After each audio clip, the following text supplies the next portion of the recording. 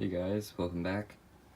I'm here for an update on the Anolis equestris, or commonly known as the Cuban night anole.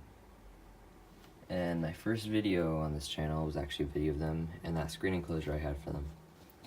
And if you've been following my Instagram account, I've been posting quite a few updates on it about the anoles. So I actually picked up this much larger enclosure at a thrift store for only 15 bucks.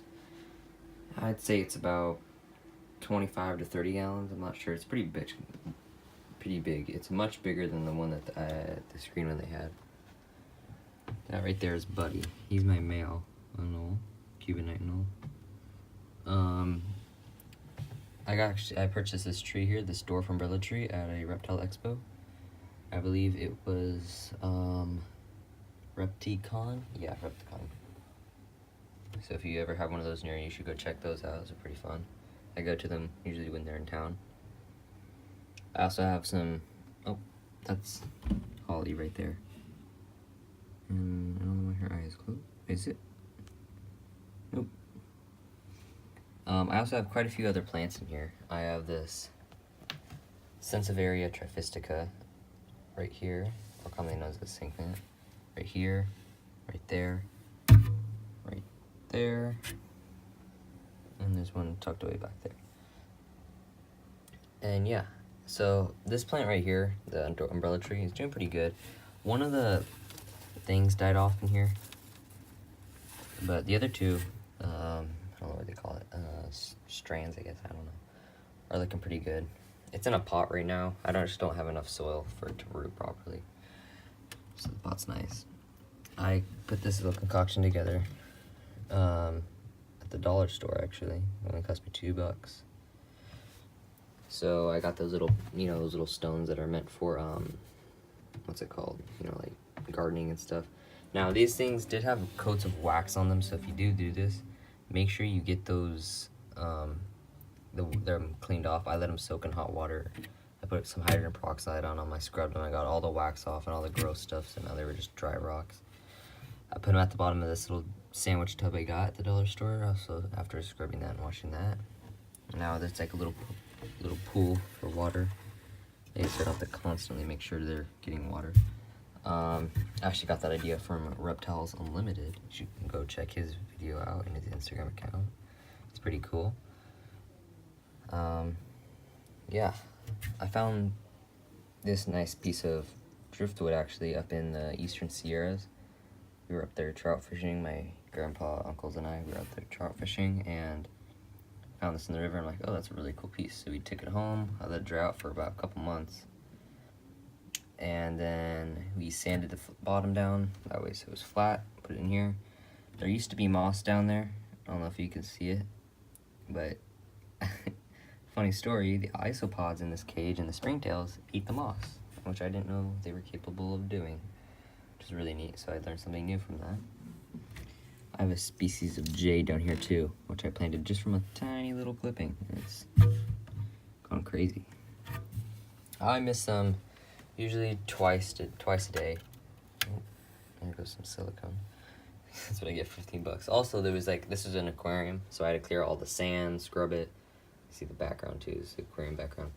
Came with an aquarium lid with a little LED light, but there was a little gap back here for a filter, So at the Repticon, I got this at the Reptile Super Show.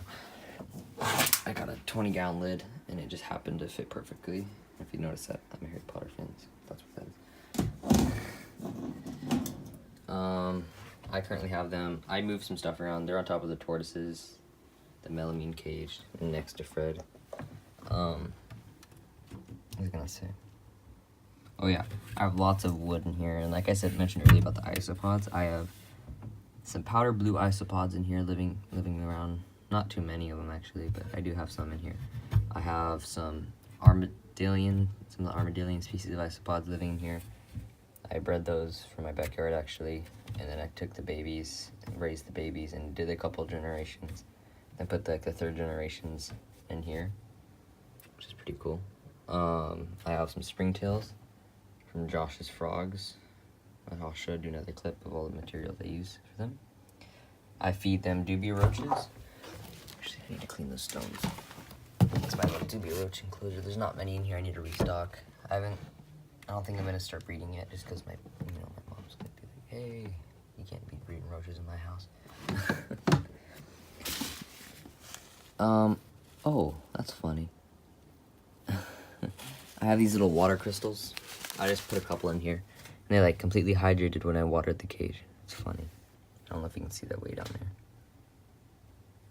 It's for the bugs in there, and for the soil to make sure it's moist, and it maintains a nice humid environment. I have this little dish here. It doesn't really work. If I ever have like mealworms or something, I put them in there just so they're not crawling around on the ground. I have a couple darkling beetles in here breeding in the dirt just to help move the soil around. Let's see, what else can I talk about this enclosure?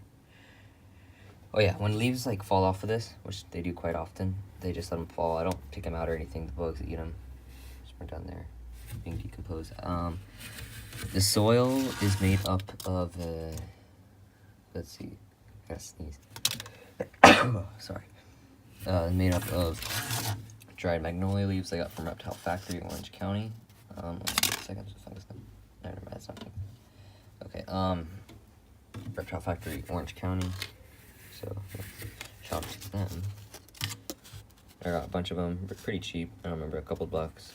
A lot of them, nice, clean, sterilized leaves. My bugs eat them.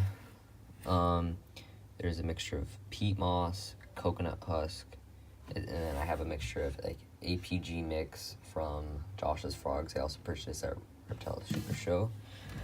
Let's see what else is in here. I think I have some, yeah, that gray stuff down there. I think that's just like wood shavings from this mealworm container I had. I just kind of put some in here just so they can help with the soil like I just mentioned.